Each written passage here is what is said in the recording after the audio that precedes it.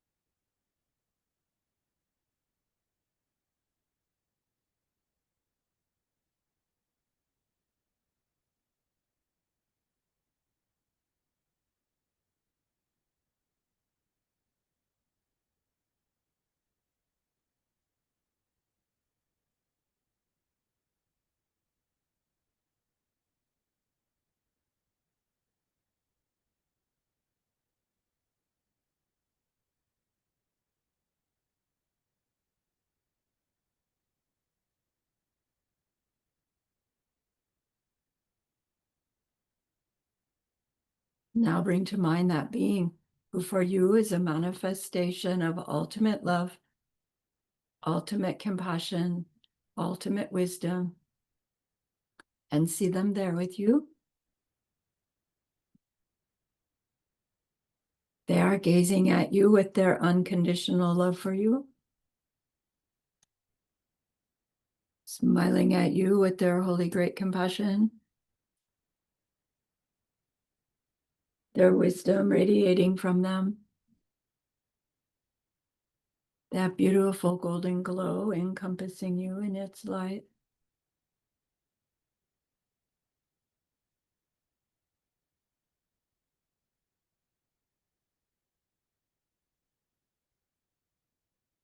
And then we hear them say, bring to mind someone you love, someone you know who's hurting in some way.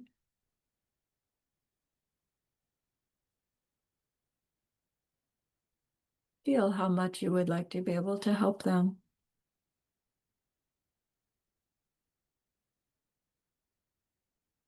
Recognize how the worldly ways we try fall short.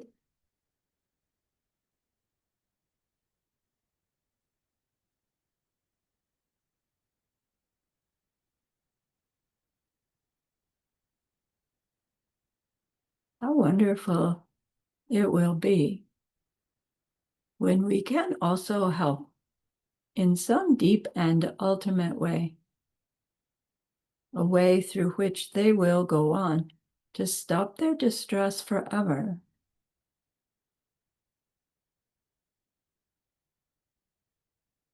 Deep down, we know this is possible.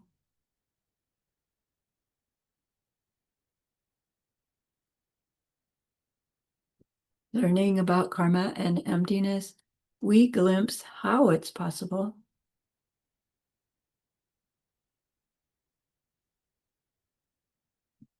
And so I invite you to grow that wish into a longing.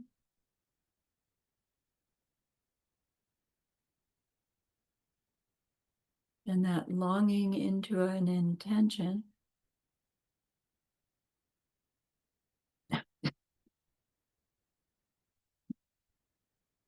With that intention, turn your mind back to your precious holy being.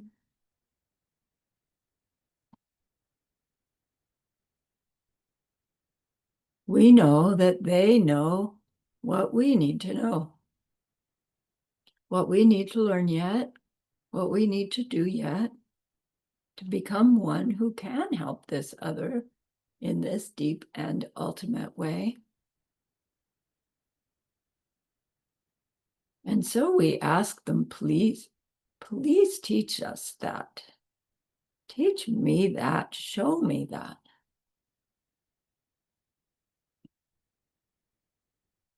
And they are so happy that we've asked. Of course they agree.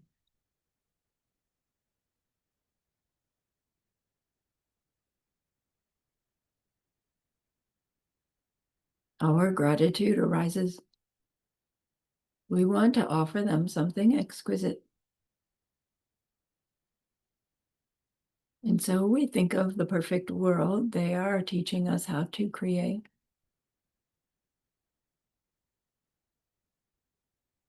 We imagine we can hold it in our hands, and we offer it to them, following it with our promise to practice what they teach us, using our refuge prayer to make our promise. Here is the great earth, filled with fragrant incense and covered with a blanket of flowers. The great mountain, 4 lands, wearing the jewel of the sun and the moon.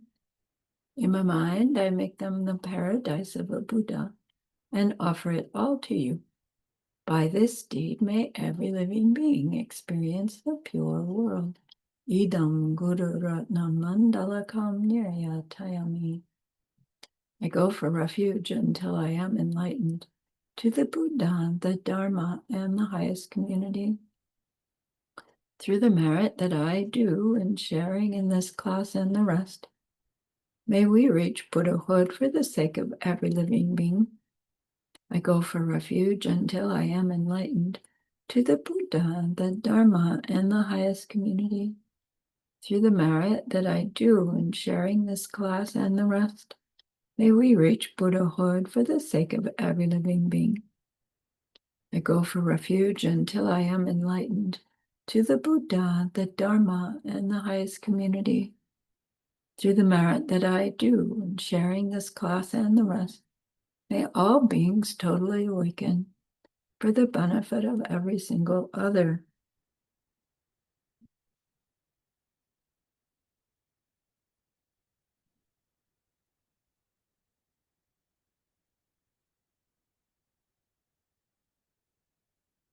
So once we have decided to become a fully awakened being for the benefit of all other beings, in order to achieve it, we know we need to plant the seeds in our minds that when those seeds ripen are what forces our mind to perceive itself as made of love, compassion, wisdom, omniscient, blissed out with love and compassion. The karmic consequences of the 6 perfections is our Buddhahood. That's why we train ourselves in them. Not just because they're guidelines to how to be more kind and guidelines to how to help our own needs be met, right? But they are the imprints to make, to change us. So this class covers the first 2 of them, the practice of giving, the practice of moral discipline. The next 2 courses, 11 and 12, cover the rest of them. Not getting angry, joyous effort, meditative concentration, and wisdom. Course 12 covers wisdom. Course 11 covers the other 3. So I hope those who are new to me will decide to join us. Those who are already taking this course, I'm assuming you're going to join us. But for your own mind, let me know, right, that you intend to take course 11 when it comes. So let's talk about the perfection of giving.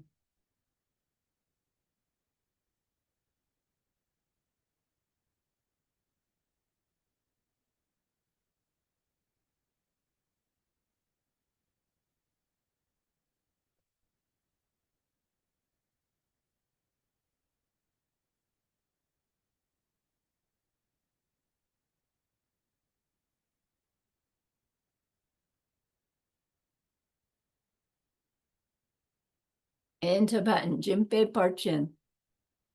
Parchin is that perfection word that we learned about, Paro to Jimpe. Jimpe means giving. So the perfection of giving.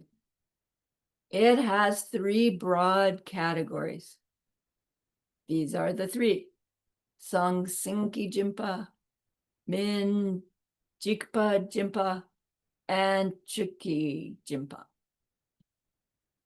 Sang Sing means material things. So Sang Sinki Jimpa is the giving of material things. Material things meaning food, clothing, shelter, money, right? Just plain stuff. And yes, they are samsaric things. And yes, whoever we are giving them to will go on to lose them, or they will be part of the suffering of change for them. But as a bodhisattva, we have sworn to ourselves that we'll do anything that we can to help others be a little happier, their life be a little easier. Geshe-la says, when we sign on as a bodhisattva, we've been employed by a happiness production company. And that's our job. That's our job description. But it's kind of a long story about how we go about doing that. What kind of happiness, right? What do we do to bring somebody happiness? Can we really do anything to bring somebody else some happiness? Technically not, right? Whatever we do for them, how they perceive it and interpret it, that's up to their seeds ripening. Haven't we done some kindness, given something to somebody, and they like, no thanks? Or maybe they go, yeah, okay, great. Or maybe they go, wow, thank you so much. You know, we're hoping for the wow, thank you so much reaction. But if we don't ever always get that, it's because do we always give that? I know I've received things and it's like, yeah, thanks, right? My reaction has not been so kind before I knew better. So truly, this whole thing about the perfections, it's for our own benefit, for our own seed planting. And it's like, wait, as a bodhisattva, I'm pledged to give up my selfishness. And now you're telling me that the only benefit really that it all gives is me? And it's like, yes and no, because the benefit that it gives us is moving us on this path towards being the one who can help the other ultimately, right? Regardless of how they react to our help, we are helping them move in their direction towards their total freedom from all pain. So part of the art in our bodhisattvahood is growing this ability to do our bodhisattva deeds regardless of the apparent reaction, but then without forcing ourselves and actually doing some kind of harm in our motivation to be kind, because we think, well, it doesn't matter the immediate reaction I get, right? It does matter the immediate reaction we get, because it shows us how not to behave for ourselves. And it's part of the practice to be able to continue to carry on with our bodhisattva deeds, even when it seems like it's not having much effect. The effect we're watching for is the effect on our own heart. So when we are giving material things, we've also learned that the perfection of giving does not mean eventually there will be no more beings who need anything anymore. Right? If that were true, and Buddhists have perfected giving, none of us would ever be in any kind of need. So it's not that we eradicate poverty by our Bodhisattva deeds. We will eradicate our own poverty over time. It's the willingness to give, the attitude of like anything that is mine appears to be mine. From my perspective, is something that's available to me to use to help somebody else when the need arises, as opposed to our old attitude about our stuff, which is this is mine, and I keep it and store it because I'm going to need it for me and my family someday. Our attitude isn't, I'm keeping it and storing it in case somebody else should need it. Now, probably all of us already have the attitude that if we came across somebody that really was in need of something that we've been keeping for ourselves, we probably would be able to consider, right? Can I give that to them or not? And there'll be a bar, right? Some things we'd be able to go, yeah, fine, here. Other things it's like, no, I'm not ready to do it with that yet. And that's fine. This whole practice is about recognizing our level of ability to give, to use our own resources for someone else's benefit when the need arises.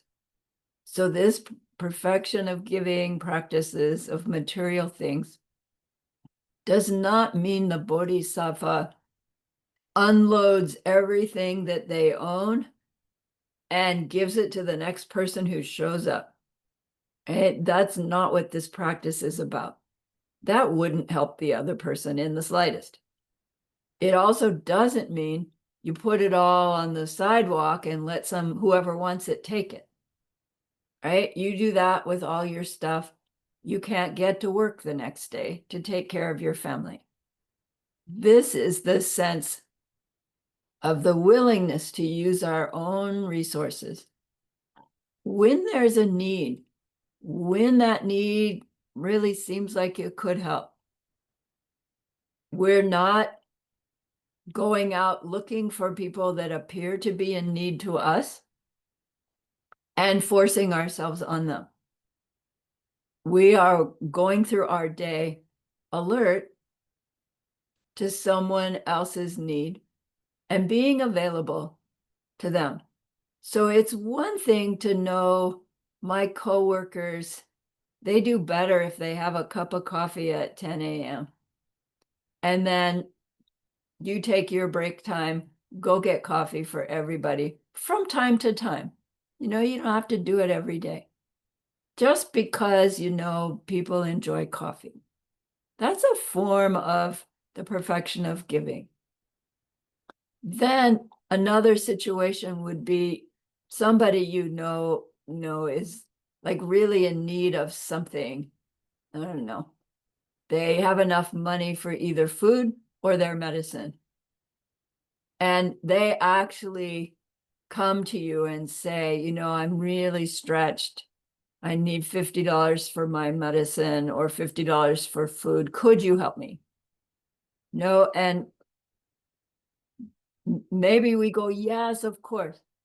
Maybe something in us goes, no, I can give you 10, right? That's all the practice of this perfection of giving, right? Don't feel like because we've taken on being a bodhisattva and they ask for $50, that we have to give it to them. if our heart is saying, no, I'll regret it. No, I won't like them. No, right? But we recognize our resistance and try to overcome it in some way that we won't regret later. Right? In circumstances where we're actually asked or we actually see that there's a need, our willingness to help is the attitude we're trying to develop. Now, that doesn't mean we can just be willing to help and stay in our room so that we never go out and interact with anybody so we don't actually ever have to help. It's not like that either. But the seed planting that we're trying to grow is this attitude of this constant willingness to use our own resources in moral, ethical ways to help someone in need.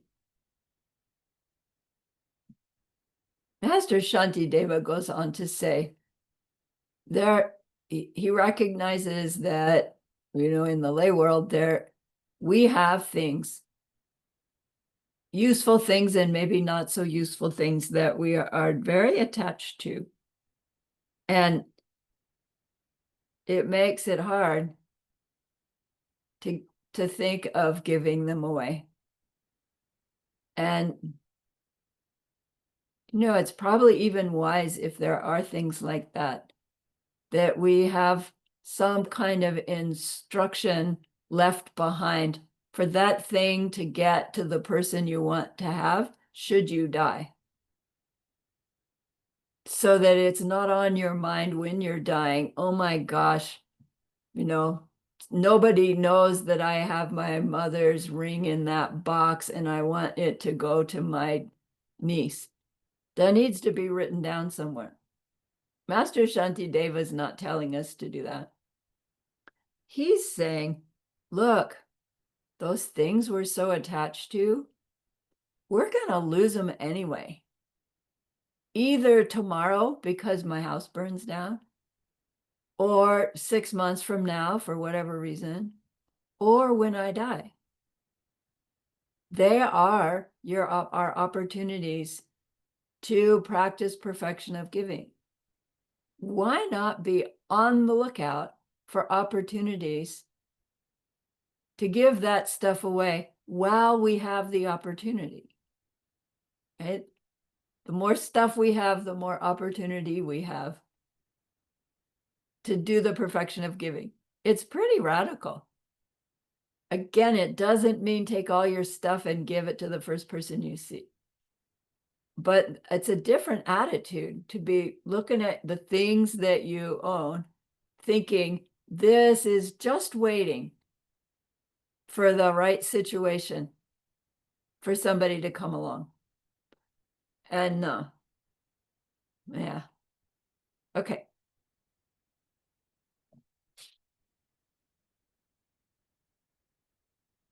But don't give anything away that you've recognized you'll go on to regret. Because the regret of some virtue, they say it's almost worse than not doing it at all. The regret of having given, like, pretty badly negates the seed of having given. So don't push too hard too fast.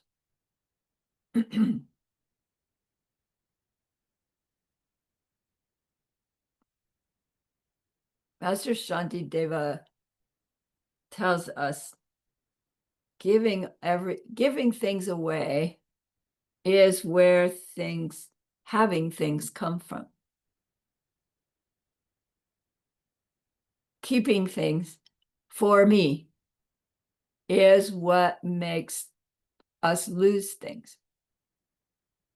So if we are growing this attitude that this material resources are just flowing through me, sharing, waiting to be shared, it's this attitude shift that allows our abundance to actually grow. Okay. So in practicing the giving of material things, we are creating our future Buddha paradise, where every experience is bliss. The place around us has, like, Buddhists have no needs, but if you think of needs, everything is there. Everything you could ever need or want. All right, the next piece is Min Jikpa Jimpa. Jikpa is fear.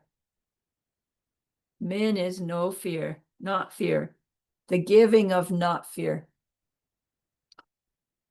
Giving protection from harm.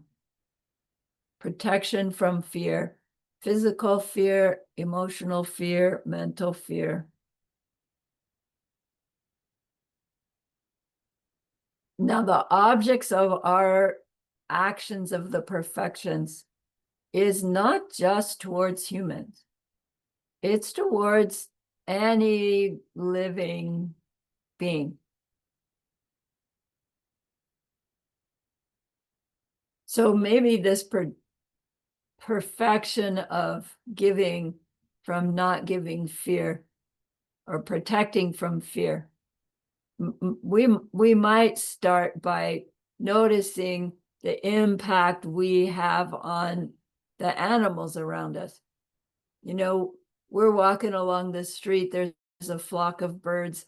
You know, we just walk by and the birds go, ah, right, and fly away. If we had been alert, we might have noticed, oh, there's a bunch of birds over there.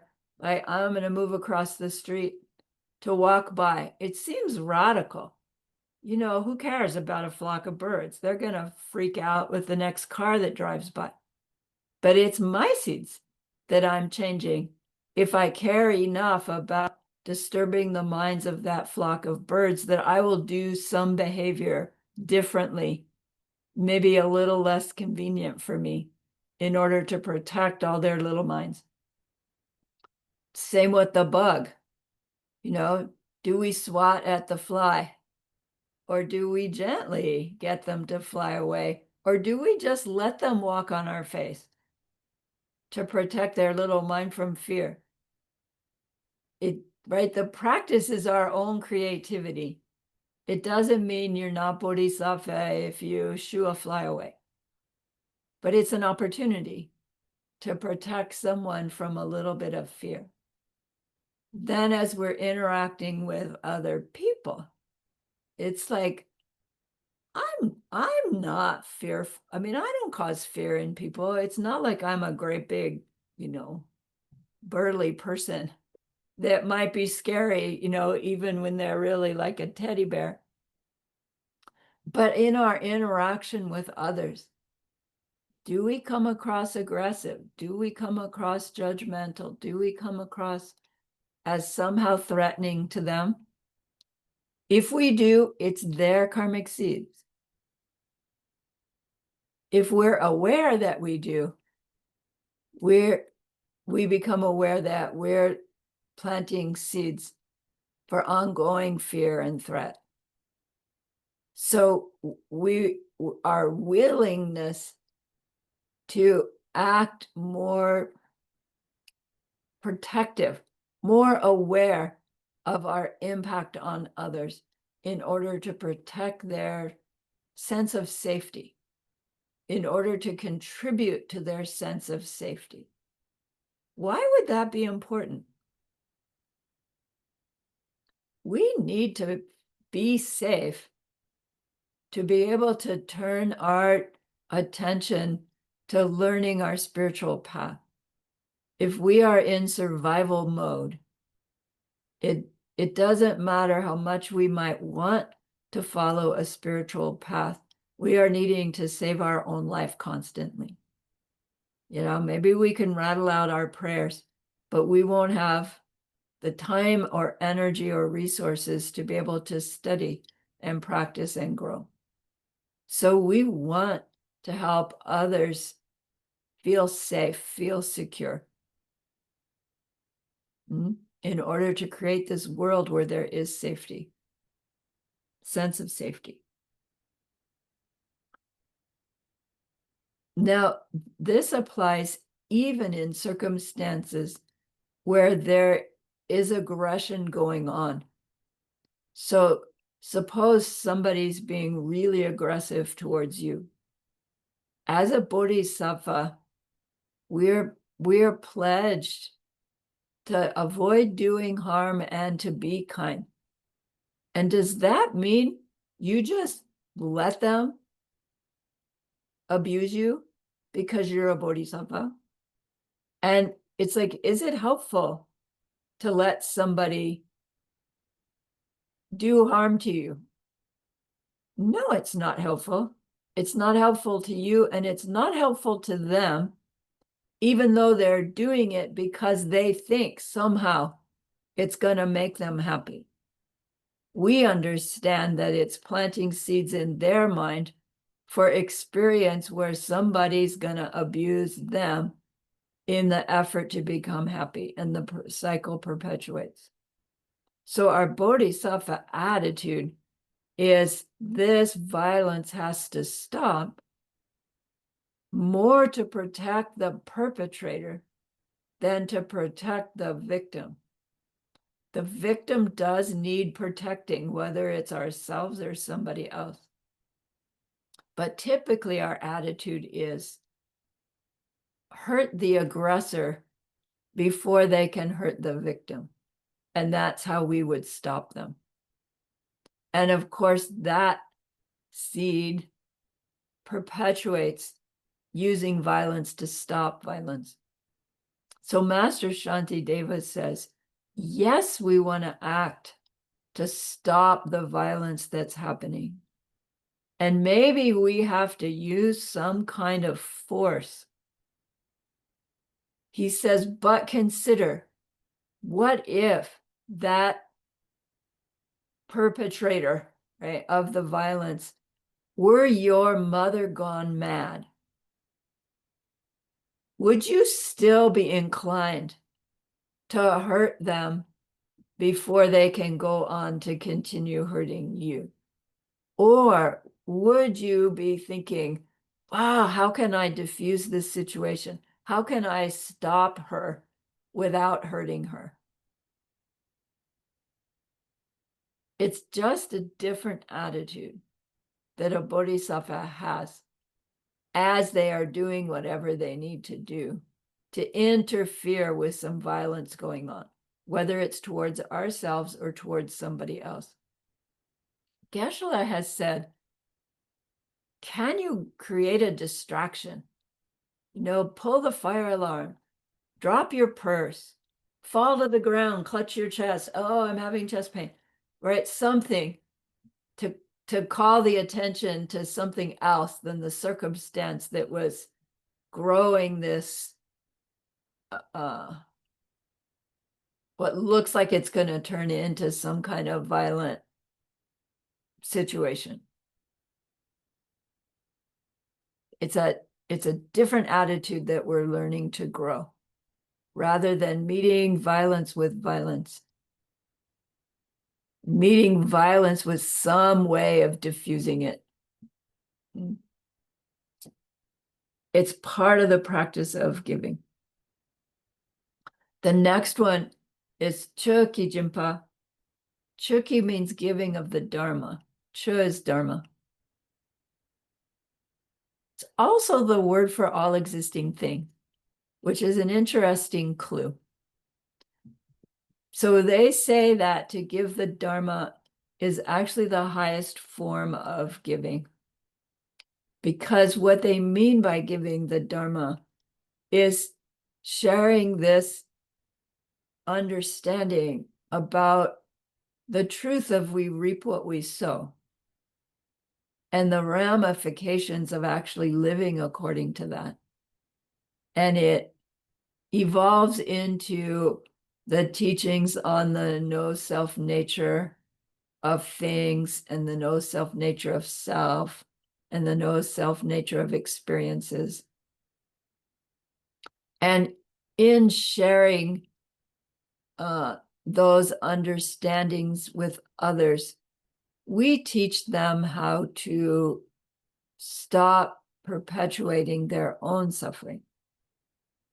So with our material giving and our giving of protection, they'll be less needy for a short period of time.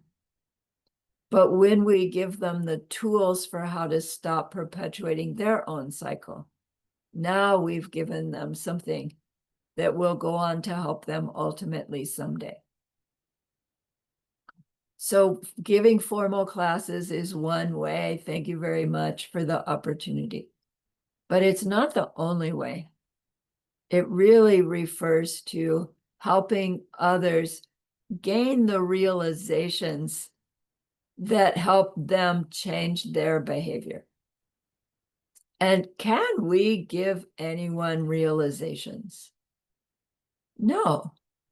Their realizations will come from their own seeds ripening. So it's not, to give the Dharma does not mean, give them Dharma books, give them Dharma audios. It means somehow being an influence for them that helps them come to decide, oh, maybe I can change the way I perceive myself. Maybe I can change how I interact with others. And we can't get anybody to change in any way if they themselves are not ready, willing, and open to doing so. This tradition says, don't proselytize, don't go door to door, don't make everybody sit down and listen to you teach them the pen. Wait until they've asked. And once somebody asks, then share at the level it feels appropriate at the time. How do we get somebody to ask? We show by example. And that'll be the recurring theme, is show our Bodhisattva practices by example. And people are watching. People are influenced by our behavior as we are influenced by theirs. So suppose someone knew you before, and the before you, had a temper. And this other person knew about your temper. And now they've been around you more recently, and they're seeing those things that used to trigger your temper. You can just smoothly go through them and don't get all upset. And they might wonder, wow, how'd she do that? Right? And maybe they never ask, but you've already influenced them by showing that you changed in this positive way. If they do ask, right, you get to say, well, I met this particular kind of teaching and I tried it on for size, and over time it really did help me. And you wait until they ask some more. It can be a little bit frustrating. So it's a different story about how do we get people to ask. But part of our perfection of giving is to give the tools for them to go on to stop their suffering forever. Can we do that while we're giving material things? Yes, of course. While we're giving freedom from fear? Yes, of course. But not until someone has opened up to receive.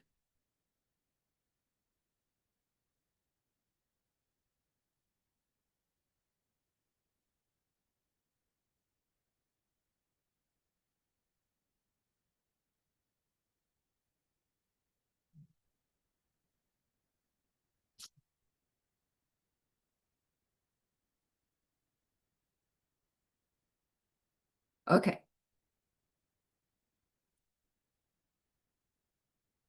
So then, like, of all the different kinds of giving opportunities we might have,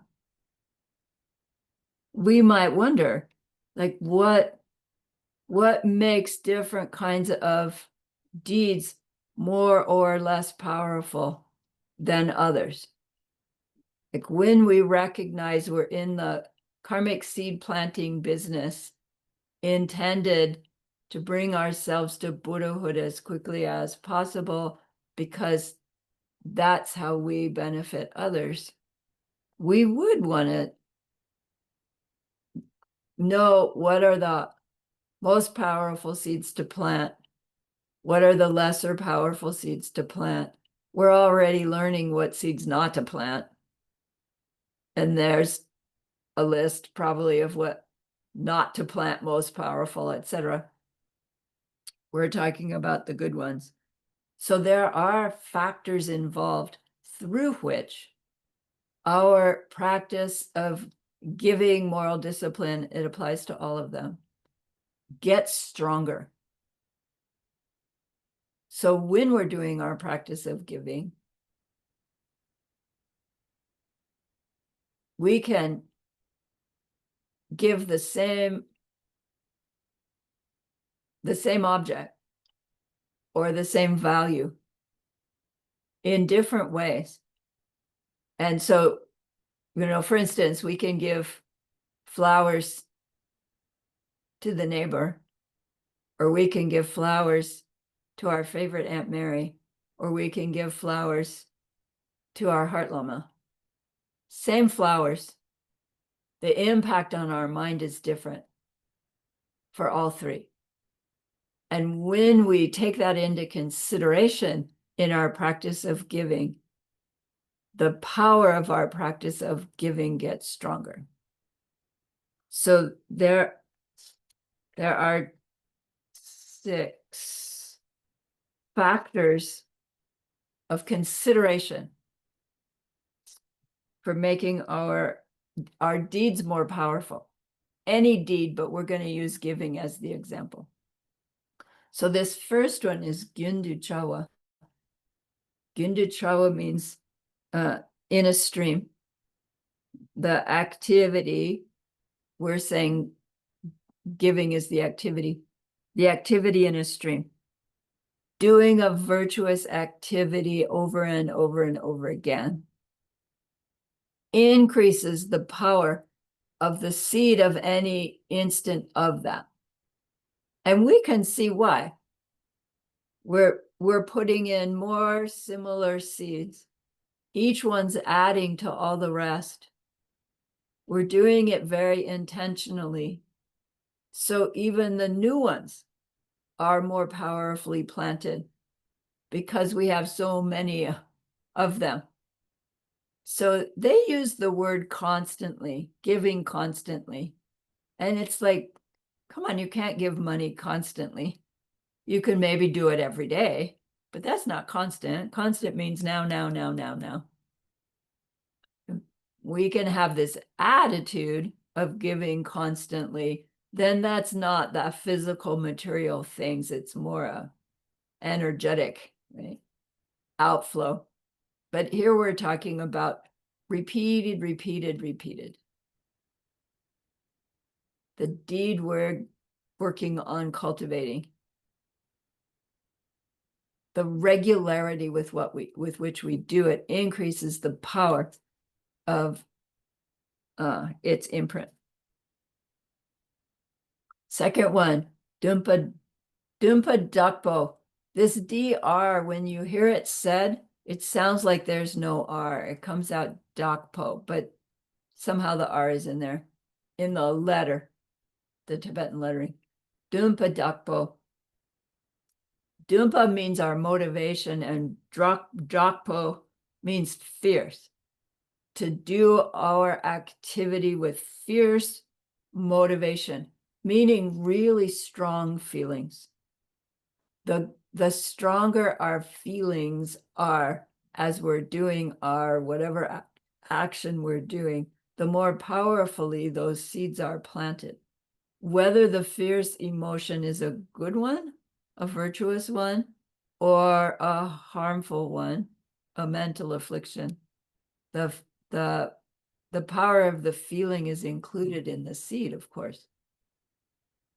So as we are presenting our offering to this other being, the stronger our feeling of compassion, or the stronger our feeling of devotion, depending on the object, the more sincere we are, the more powerful the act of giving. So, we can hand the dollar to the guy on the street corner, or we can really have compassion for them and hand the dollar. Or we could even do the, growing into the diamond way thing. They look like a homeless person. Maybe, right? Maybe they're the angel. And all they're asking from me is a little bit of money. All right, here you go, angel. See ya. Right? The seed planting is different, is the point. Same dollar, same person, same object receiving it. What's in our mind influences. So the highest motivation, the highest strong feeling to have, they counsel us, is to have this really strong intention that the act that we're doing is being done in order to lead that being to their total enlightenment someday. Right? By my giving you this dollar, may you reach your Buddhahood for the benefit of all sentient beings, which includes me. We don't say that to them. I mean, we could, but you don't have to. We say it in our own mind. Right? We're the ones watching, we're the ones listening to imprint our mind.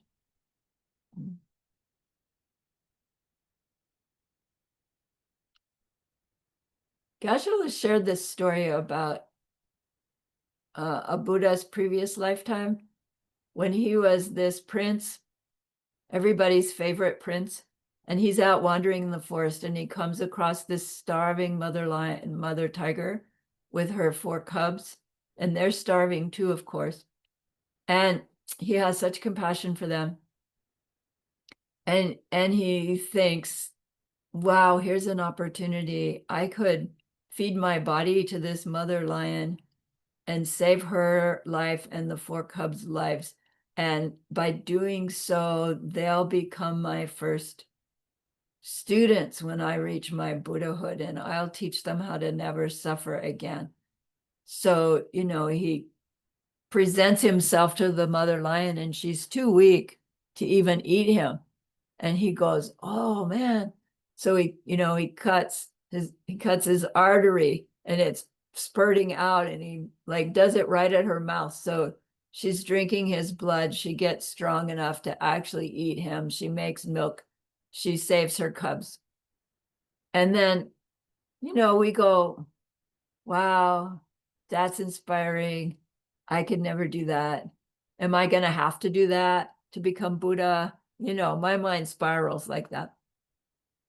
But the rest of the story is that then when Prince Siddhartha is sitting on his kusha grass, having reached his total enlightenment, he's sitting there thinking, wow, nobody's going to believe this. So he just sits there, and he gets the booming voice, right, from his teachers. You got here by having promised to bring everybody here. Go teach. And he goes, well, oof, okay. So he gets up and he goes walking. And who does he meet first but those other 5 ascetics that were his buddies when he left the palace in order to go practice? They were practicing asceticism. And he finally realized, this is not working. I'm not getting anywhere closer to ending my suffering by making myself suffering. And he ditched his buddies. And you imagine that they're going, what's wrong with him? He's giving up. He goes on to right, find the middle way. He goes on to reach his total enlightenment. Those five buddies are the first ones he comes across. And they say, wow, we thought you'd given up, but you're kind of glowing in light. What happened to you? They asked. And he said, sit down, I'll tell you. And as he's describing the process he went through, one of those five had the direct perception of emptiness on the spot. And all the rest of them went on to their Arya or Arhat in that lifetime. But the moral to the story is those five ascetics were the mother tiger and the four cubs that he, as the prince, saved their lives by using his own, all the while with this strong motivation, fierce motivation to bring them to their total freedom, using himself to bring them to total freedom. Why am I telling you that? Because the power of the intention, the power of the motivation was so strong that it, right, colored his own self-protection such that he was willing and able to give of his own body. Now, it also means he had a whole different relationship with himself and his body that maybe we're not close to yet.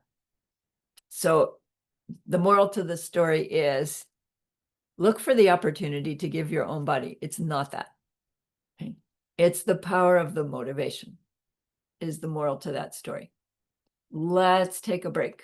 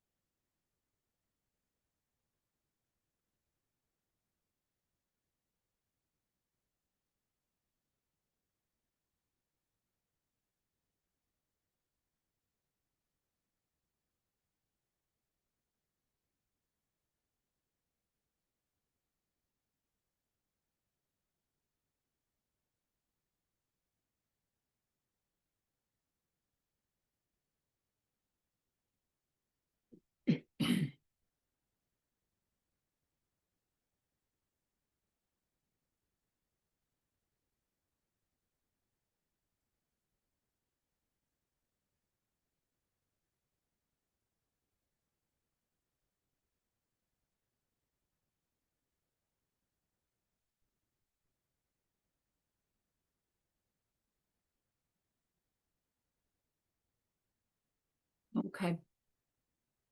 The next one is mitunchok.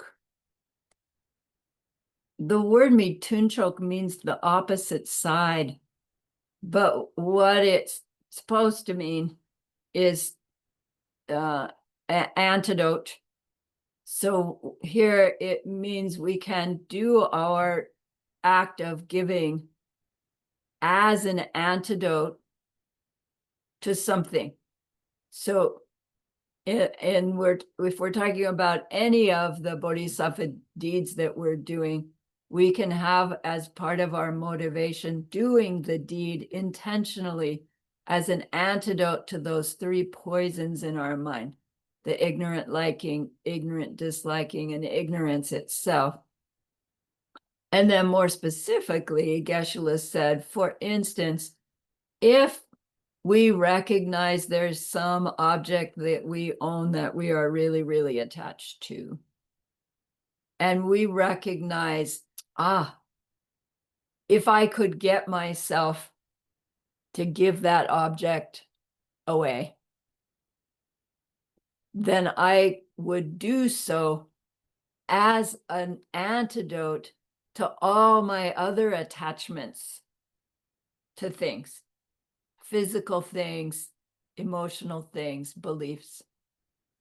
And then when we actually do go and find the right circumstance to give that object away, as we're giving it away, we're holding in mind, no, I'm giving this to this other being to help them reach their total enlightenment in the long term, and in the shorter term to help me release all my ignorant attachment to things, right? Or if we're having problems with jealousy, we can say, okay, I'm going to praise that person that I'm jealous of, to them and to others, as an active antidote to my jealousy towards them and anybody else, right? It's a clue about how to use our interactions with others as actual antidotes to something we want to clear from ourselves. Next one, Yunten Qixing. Yunten means good qualities. Xing is the word for field. Here it means the object of our action, the being towards whom we are acting, or the thing. So this means the powerful karmic object. Yunten Qixing is the term for a powerful karmic object. When our act of giving is towards a being who we perceive as a powerful karmic object, our act of giving is imprinted in our mind in a more strong way than when we do the same kind of giving towards someone or something that we don't see as such a powerful karmic object.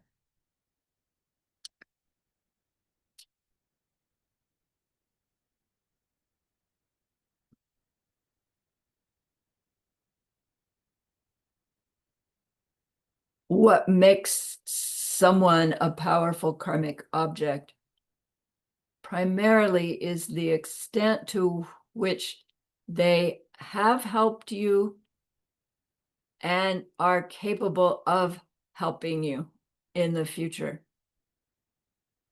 So there are some beings that we perceive in our world that are not capable of helping me in any way, like the mosquito, right? Like the lizard outside. They can still be objects of my giving, but they aren't very powerful karmic objects compared to my past school teachers, but I don't have access to them anymore. Or my parents, who are powerful karmic objects merely because they provided this physical body to me. regardless of the quality of their parenting, they are still powerful karmic objects for us, because with this body, we have the capacity to actually reach our total enlightenment in this lifetime. Only human bodies have that capacity. All human bodies have that capacity. Not that we will all use it in that way, of course. Then those with the capacity to help us in higher ways means our religious teachers, our spiritual teachers, those who we see as ahead of ourselves on the path, who demonstrate to us how we also can change our minds from suffering to less and less suffering. So the teachers along our spiritual path are powerful karmic objects. And then within that category, we come to finally meet the one we call the heart teacher. And they're even more powerful karmic object because of this special relationship we have with them. And then there are what's called the three jewels. So the three jewels we studied at the beginning of this course, the Buddha jewel, the Dharma jewel, the Sangha jewel. What's common to them all is the concept of emptiness and how it was used to transform themselves from suffering being to a being made of love, compassion, and wisdom. But that now we don't have direct access to a Buddha in the flesh. We don't have direct access to an Arya's cessations, the realization in their mind. Maybe we have direct access to a being who has seen emptiness directly. But what we have access to as representing the three jewels is our Dharma center, the altars in our Dharma center, our own altar if we have one at home. And that's the manifestation of those three jewels for us. And so technically, a powerful karmic deed is to make offerings to the altar. And one could debate, is it more powerful to make offerings to the three jewels by putting offerings on your altar than it is to make offerings to your heart teacher, than it is to make offerings to your parents? We're going to talk about prioritization. It's hard, really, to recognize the power of the karmic seed of putting out offerings every day to the three jewels when it seems like they just sit there on the shelf for 24 hours and then you take them away and do whatever you do with them.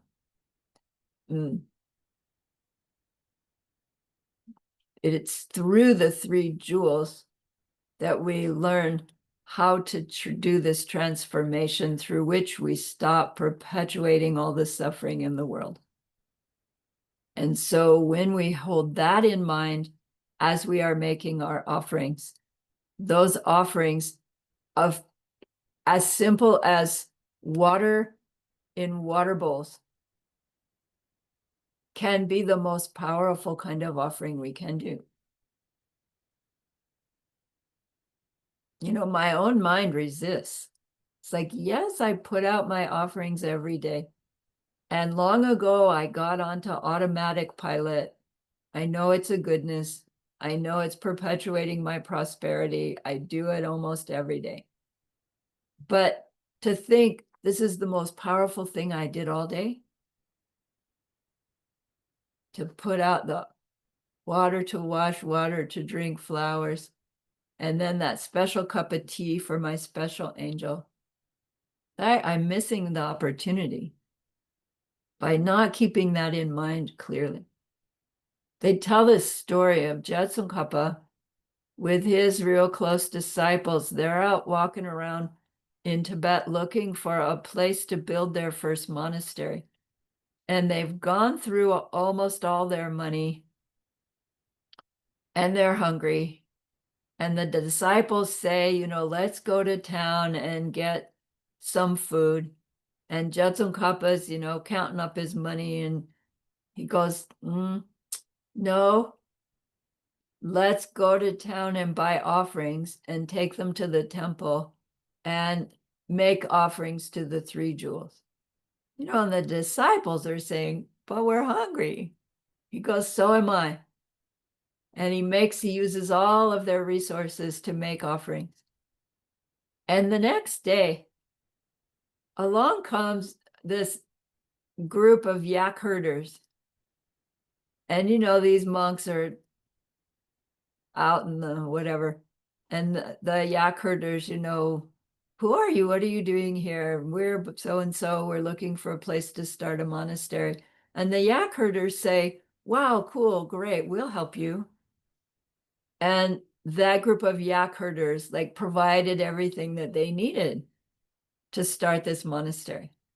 So, the story is about the power of making offerings to the three jewels over taking care of oneself when we have a need for something higher.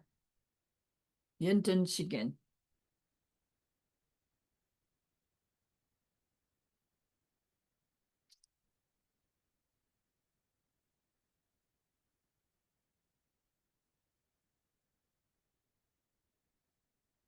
Geshe-la gave this. I don't have time for that story. Let's go on. Pendok Beishing. Pendok Beishing means the special object helper, meaning this virtue done towards someone who has helped us greatly. So I already said that what makes someone a powerful karmic object is the way in which they helped us greatly.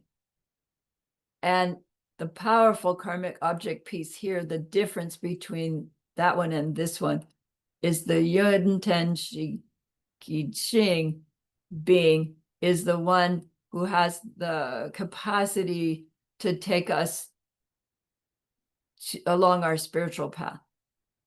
Whereas this Pendok Peishing is more those who have benefited us in a more worldly way. They are still powerful karmic objects.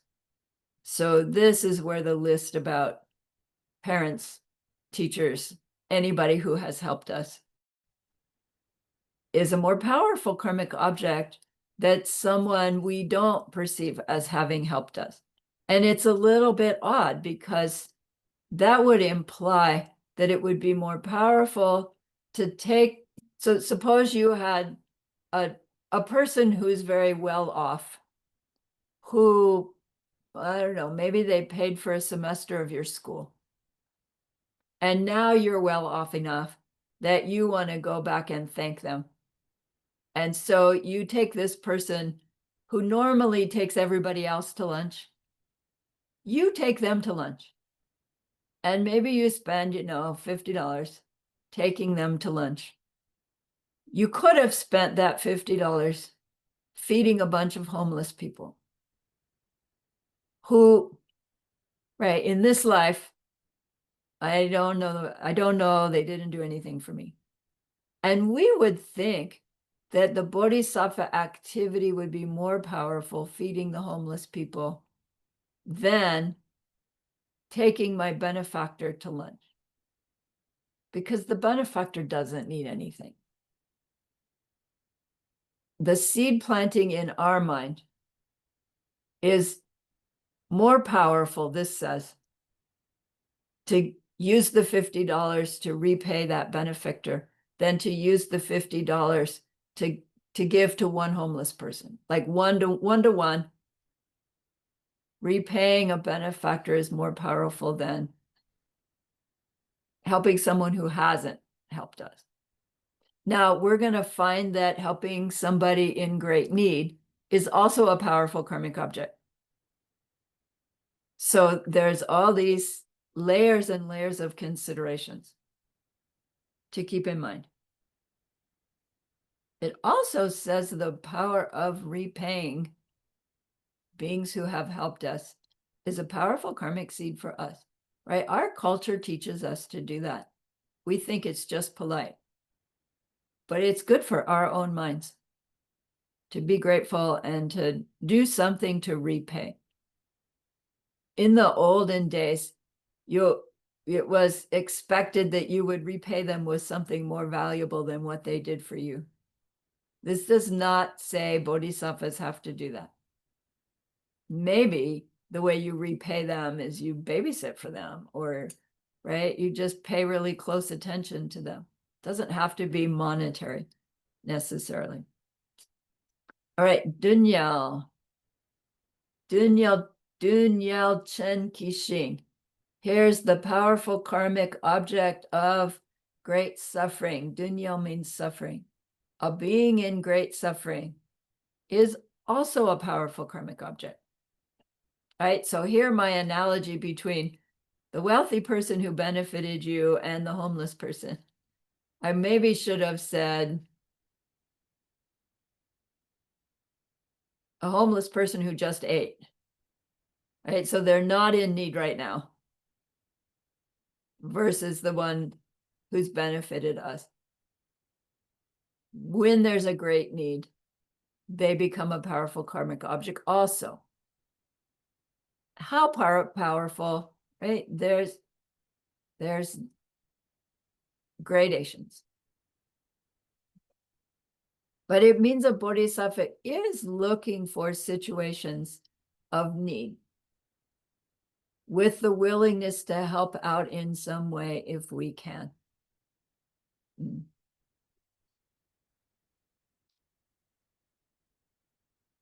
That need can be a physical need, it can be emotional need, it can be mental need.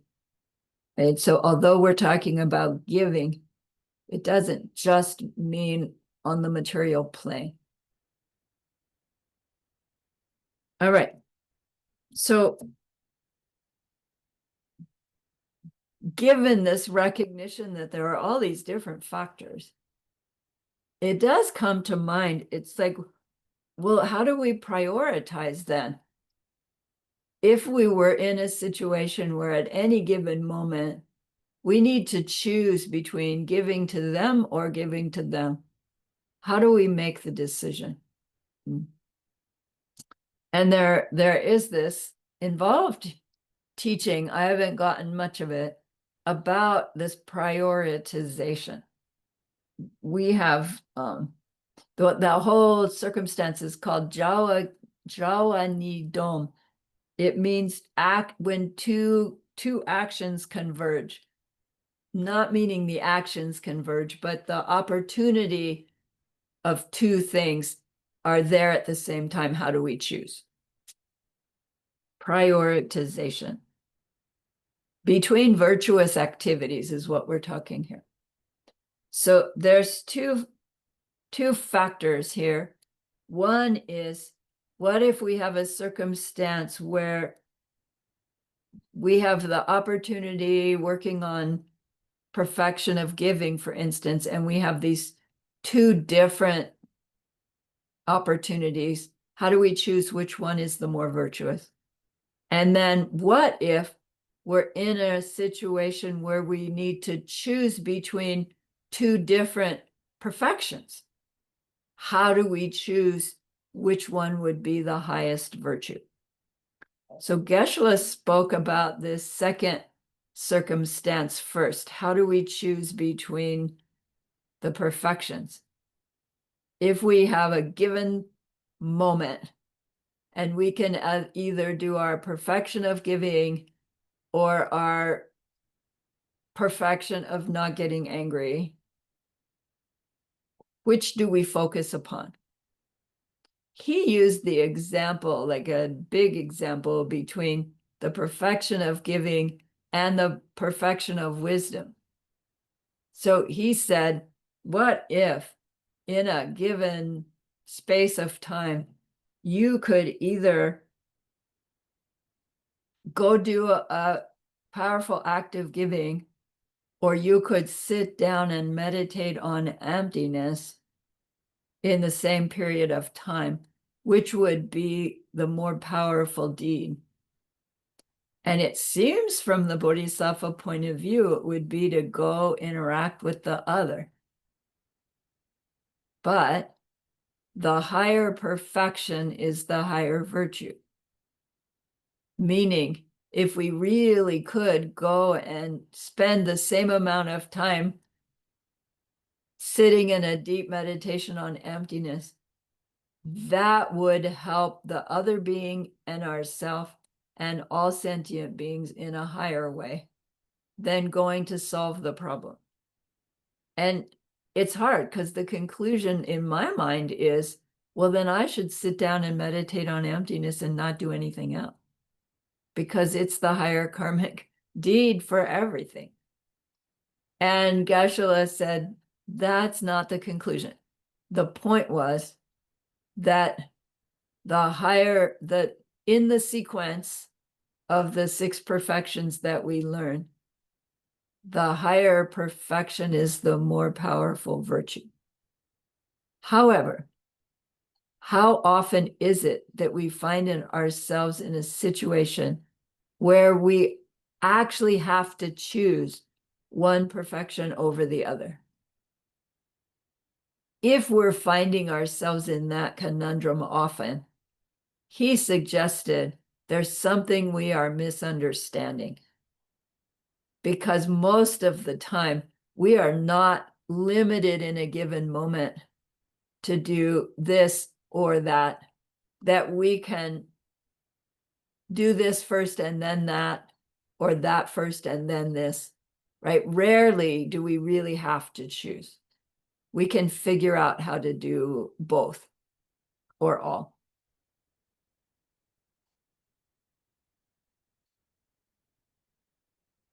Usually when we are wanting to choose one over the other, as if we have to choose, Geshe-la suggests that we're wanting to avoid doing the one that we're justifying doing the other one instead. It's because of that some deep avoidance or resistance. And it can be really helpful to recognize that resistance and consciously decide, yes, I'm not going to do that thing. Or recognize the resistance and say, okay, I'm willing to do that thing. And my own experience has been that when I recognize something I've been really resisting, and I can work my mind with karma and emptiness into deciding, okay, I'm gonna do it. I don't want to, but I'm gonna do it. The circumstance of my needing to do it would shift. And I very, very rarely ever actually had to do that which I was resisting. If I hadn't met that resistance face to face, right, that conflict would still be inside me.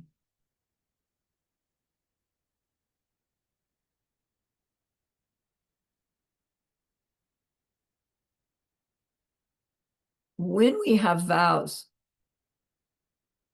we take freedom vows, and then we take bodhisattva vows.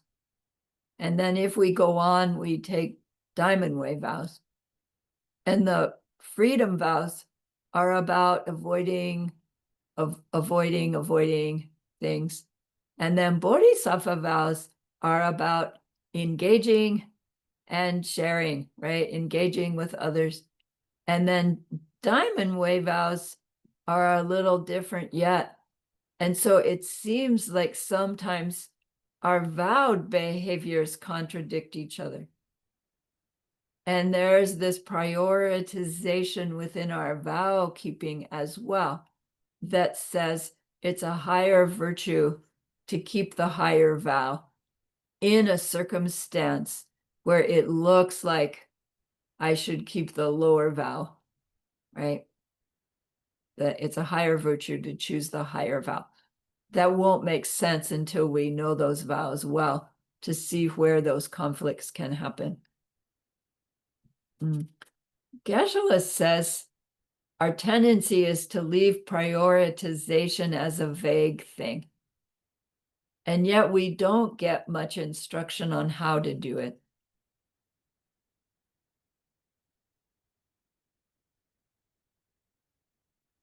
So within any given perfection, the consideration for your prioritization requires consideration of the power of the object toward which our action will be done.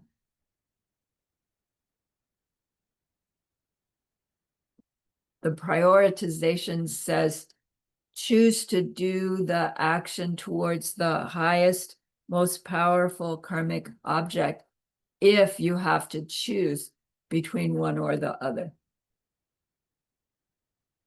Once we make our choice, be convinced that we've chosen the highest virtue we could as we're doing it. But it does not mean to never give to lesser powerful objects. Okay? If we only have $10 to give and we have access to our lamas or a dharma center or the ability to go get offerings for the altar, we can consciously choose, that's what I'm going to do with my only $10.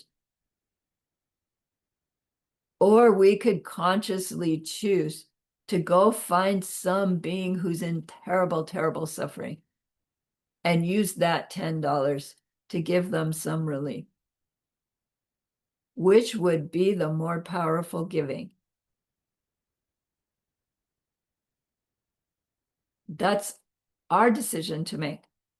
And when we make the decision and we go give our $10, do what we're going to do with our $10, we keep in mind, I'm doing this in order to help myself and others free ourselves from the great mistake that makes us perpetuate suffering.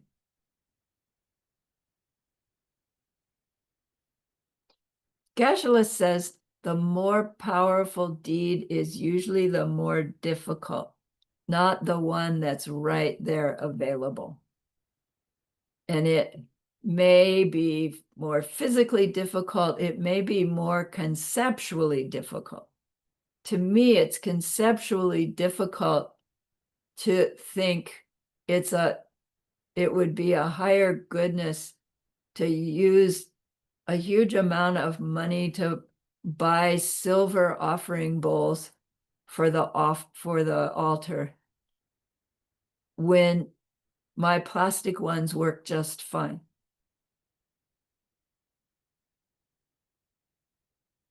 But it's a limitation in my own mind, a misunderstanding of the power of using resources towards the three jewels. Okay. So let's go on to the second perfection, the perfection of an ethical life. Sultram Kiparchin. The perfection of morality. Geshe-la prefers the word ethical life because it feels like the word morality feels like we're being preached to by somebody. I don't know, right? It's like our own personal reaction. Use the word that inspires you to want to be more kind. That's what Sultram means. Master Shantideva says there are three important kinds of ethical living. They're not mutually exclusive. One of them is called keeping our vows. Our vowed behaviors are all about avoiding harmful deeds, deeds that are harmful to others But more importantly, our deeds that will come back in ways that harm us, through which we react in ways that harm others, that perpetuates us being harmed and perpetuates the cycle. Second aspect of ethical behavior is undertaking deeds that collect good energy. So remember at the beginning of this course, we were learning about prostrations and refuge and making offerings to the three jewels as a tool for gathering the goodness that would allow our purification practices to be successful, so that we can gather the goodness so that our meditation practices can be successful, so that we can gather the goodness that our wisdom practices can be successful, so we can gather the goodness. So same idea, gathering goodness.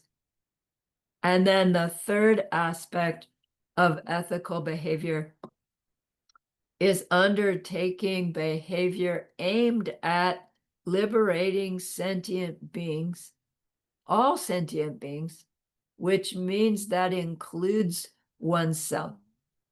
Liberating means helping break from this cycle of perpetuating suffering. In this category of undertaking our deeds motivated to free all beings from suffering and perpetuating their suffering, it has three parts, says Master Shantideva. The first one is called Shenden Hlurlang. Hlurlang is this term for go for it. Like it's this emphasis, like you have your football team, right? And they're ready to do the kickoff, and the whole crowd is hollering, Hlurlang, Hlurlang, Hlurlang, right? Go for it, do it, be great. That feeling. Shenden means for others' benefit. Like this growing this attitude, I'm doing everything for others' benefit. Even brushing my teeth for others' benefit, doing the dishes for others' benefit, like with the rah of your favorite football team.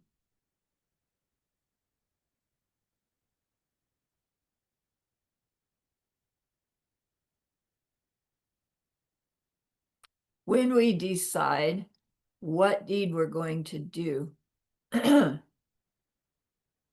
go for it. Throw yourself in and do it. Just do it.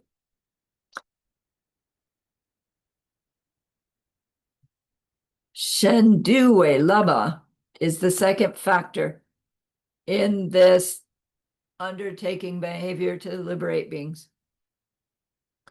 It means how to train to gather others. Shenden means, is others. Due is to gather them.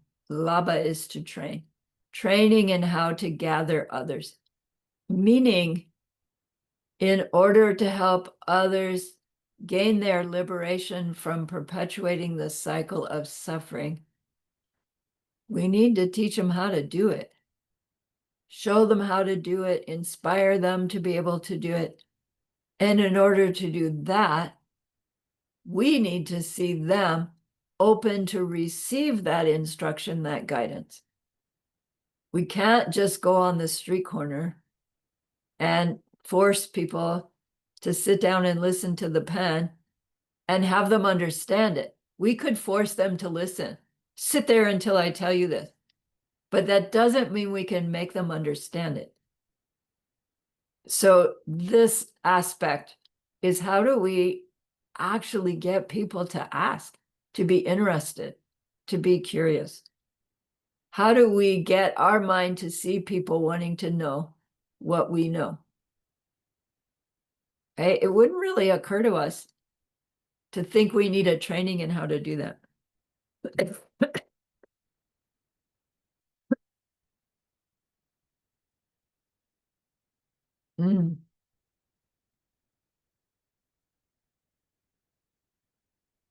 So the first aspect of this one is that we grow our willingness to use our own material resources to make it easy for them to get the teachings, offer support, make sure they're comfortable, provide the materials, provide the place, right? So things aren't so expensive.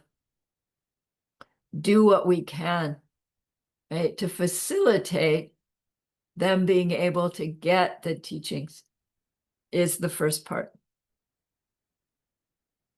of this one. Within this one, however, he says there are different aspects in which it's appropriate to use your own resources in that way, and in which it's inappropriate to use your resources in that way.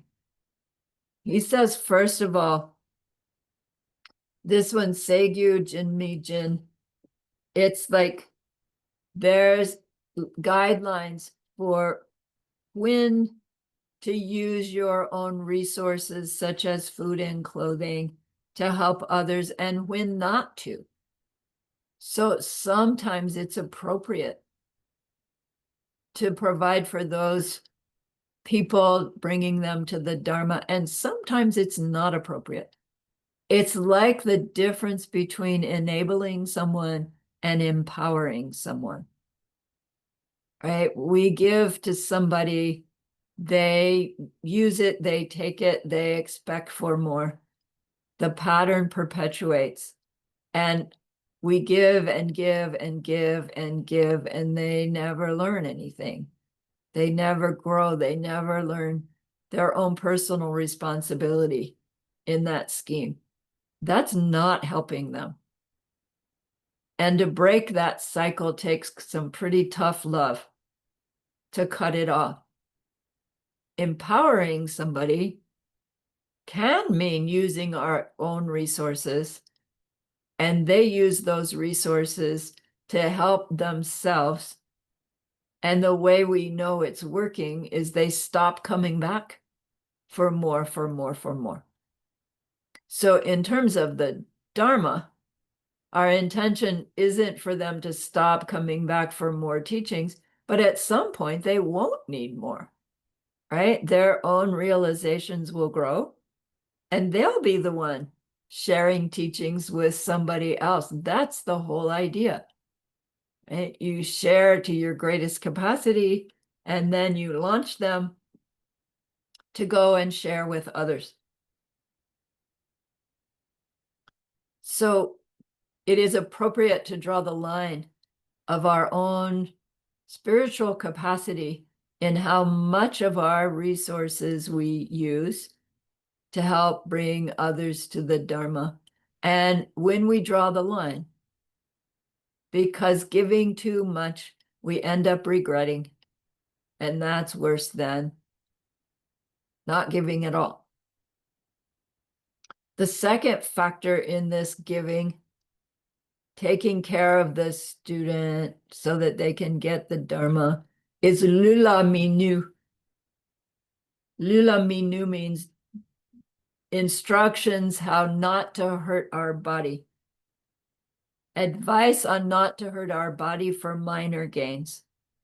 And yet, it seems like so many of the stories of the great Bodhisattvas are stories about how they use their own body for the benefit of the other. You know, they pluck their eyeball out and give it. They cut their flesh and feed the tiger. Like, it's all about using everything, including our body. And that's why there's this instruction on when not to do that. Clearly, don't do it if you're gonna regret doing it.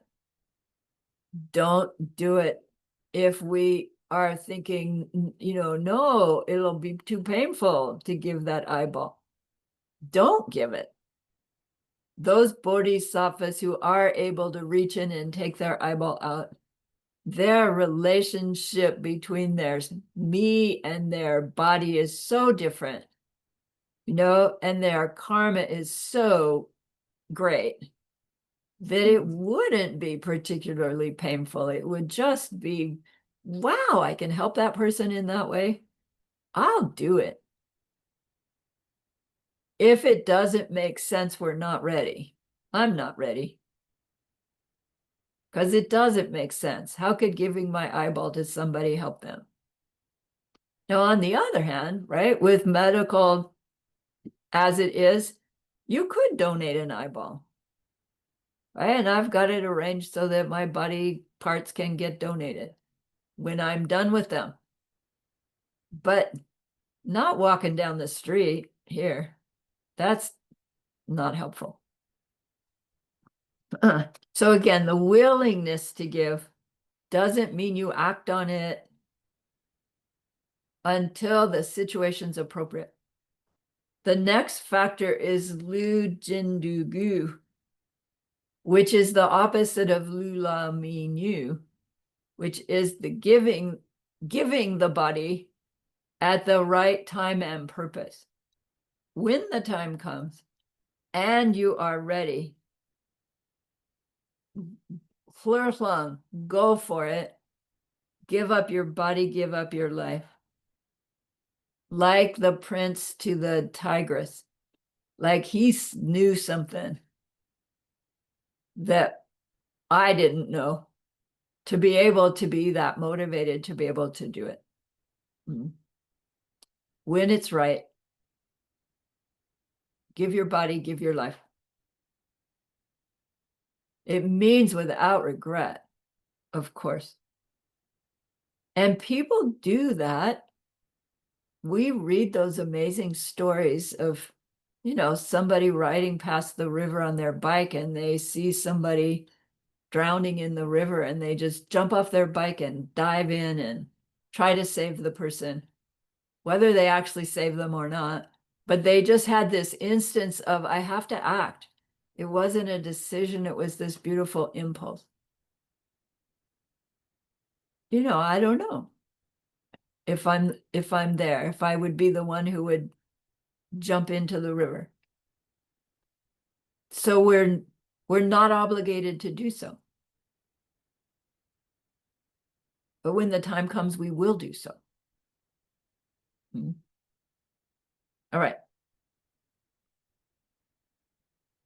Second aspect about this bringing people to the Dharma is this Nyempo Kunchu, which means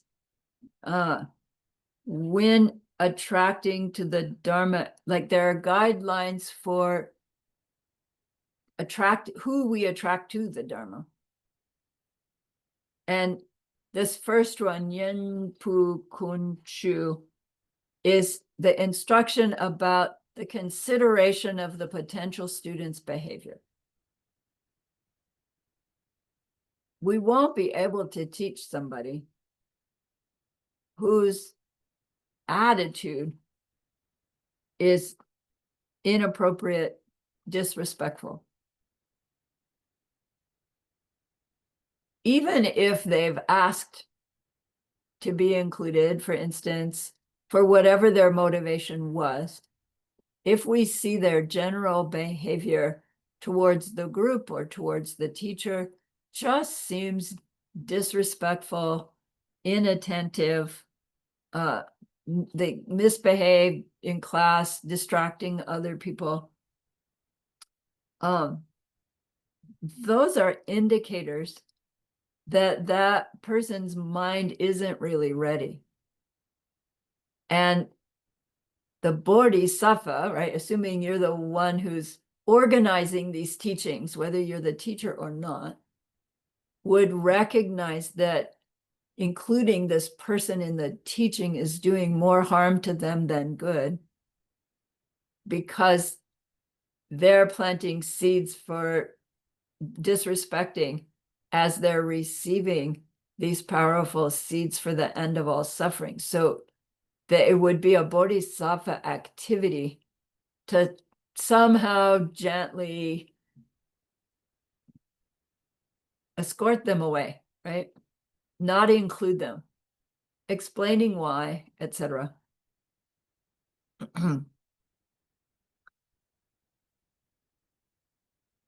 it's not that you, as the teacher, are being insulted by being disrespected. It's about knowing the effect on their own mind. Second factor is nuki sampa, meaning that the attraction to the Dharma is increased when the teacher is able to be responsive to the level of the student. And when you're giving a group teaching, it's hard to teach to the level of this student and that student at the same time if the students are at vastly different levels. So you do your best. But then when you're one-on-one with someone, the task is to have this capacity to push the student a little bit, but not too hard, to challenge them, but not too much, and to not challenge them enough to keep them engaged. So this ability to teach to the appropriate level. We don't give highest teachings until it's appropriate, till people are appropriately prepared. In fact, we break a vow in doing so. Or we don't teach the technical stuff that would turn people off at the beginning. Right? And we don't teach too elementarily, too simply, for students have been around for a while. Then the third factor here is this Gyatchen Mula Meminjar, which means advice to be careful to teach to their highest capacity. It's just a little subtly different than the one before. Here it's saying if you come across a student who's got really great potential, it seems like they're a beginner on the path, but you see how quickly they're catching on, that we use our own decision whether to teach them faster than the rest because of their capacity. Yeah, I've got 4 minutes to finish 3 pages. The third part of undertaking our action for liberating others is behavior to keep others' faith. This is where how our behavior influences others as they're just witnessing how we interact with them, with others. We as Bodhisattvas wanting to help people stop perpetuating their suffering, decide I'm going to be on my best behavior all the time, just because there are other beings who are being impacted by my behavior, whether I know them or not, whether I interact with them or not. I'm taking personal responsibility to set a good example. It doesn't matter whether people know you're practicing Buddhist practices or not. They will notice if you, as a human being, are acting like normal human beings act, or acting in some unusually thoughtful, kind way. And it will be attractive. If they know you are practicing Buddhist practices, they might even be watching you more carefully than you realize to see, like, what is it that Buddhists do? My community is like that. A few people know I teach Buddhism. And right, that means, they don't know anything about Buddhism. That means they're watching me and they're making this association. This is what Buddhists are like. And so I have this responsibility to set the example So they don't go to their friends and say, you know, there's this couple in the community and they're Buddhists and they just are the nastiest pair, right? I'm not interested in Buddhism. Versus the opposite. Okay. So within this one, activities to keep others' faith, there's our behavior to avoid causing others to lose faith, right? As I just said, there is the good, the behavior that cultivates faith. And here it just means good manners. According to your culture, behave towards others politely, kindly, right? Be on our best behavior, be sensitive to others' needs, and it will attract people to you and what you know. And sooner or later, they will ask you. Last one is we can even go to sleep in such a way that would inspire people towards the Dharma. And it's like, how? Nobody sees me sleeping.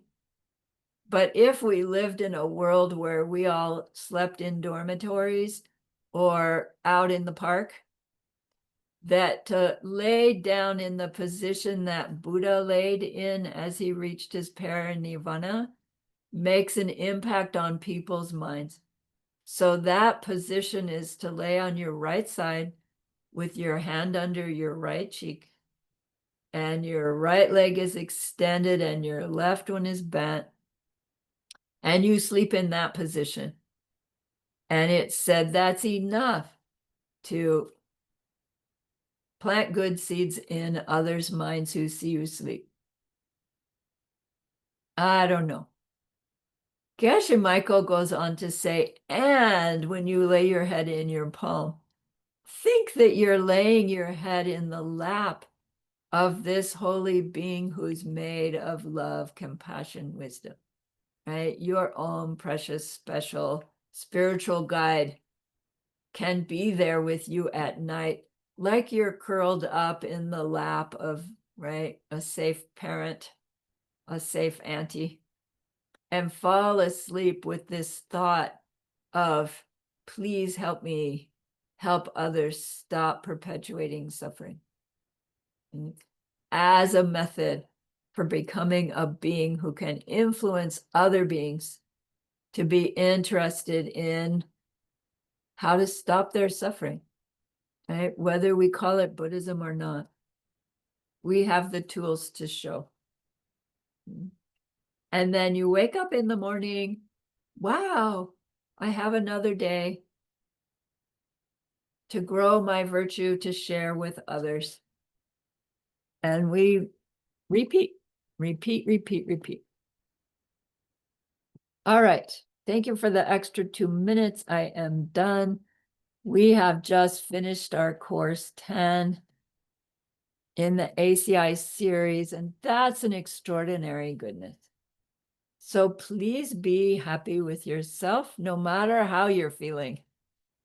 Confused, overwhelmed, inspired, whatever. Be happy. Think of this goodness that we've done, today's class and the whole course. It's extraordinary. Think of it as a beautiful glowing gemstone that you can hold in your hands. Recall your own precious holy being. See how happy they are with you. Feel your gratitude to them, your reliance upon them. Ask them to please stay close, to continue to guide you, help you, inspire you. And then offer them this gemstone of goodness. See them accept it and bless it. And then carry it with them right back into your heart. See them there, feel them there.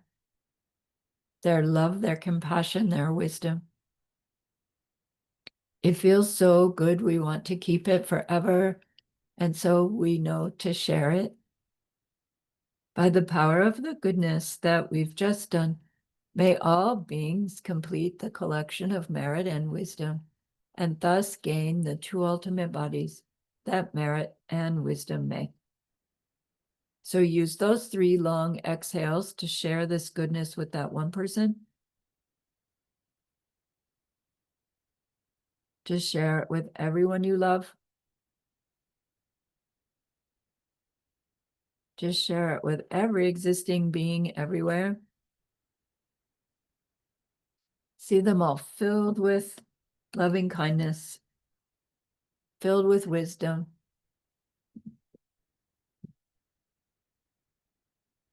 And may it be so.